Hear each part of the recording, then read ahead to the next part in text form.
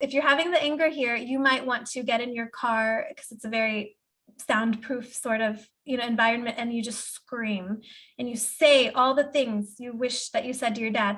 Don't say it to him. Say it, to get it out, and say it as much as you want, as harsh as you want. You can cuss, all these things, because it will release from the amygdala.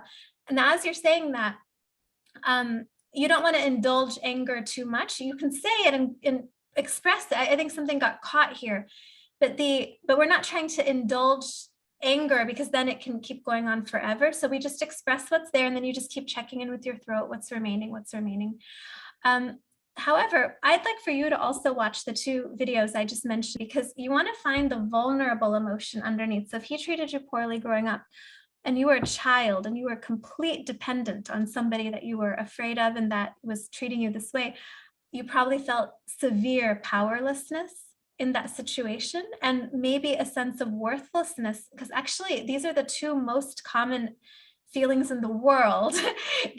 People don't like to talk about it because it's so vulnerable, but this is what we're all dealing with.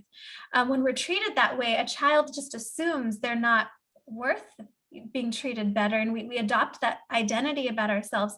So we want to feel through the underlying emotions in that.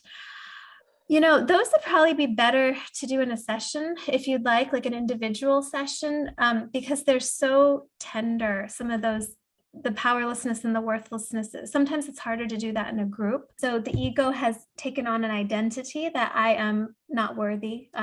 So I would start with this first, what we're doing. But if you're interested eventually in going into the tier 2, we release that from the root. You can actually find those ego identifications somatically, and you can release them. But it's too advanced right now, because you need to learn what we're going to learn this weekend with the other experiential course. It's totally different stuff. Some of it will overlap, but we're going to learn new techniques.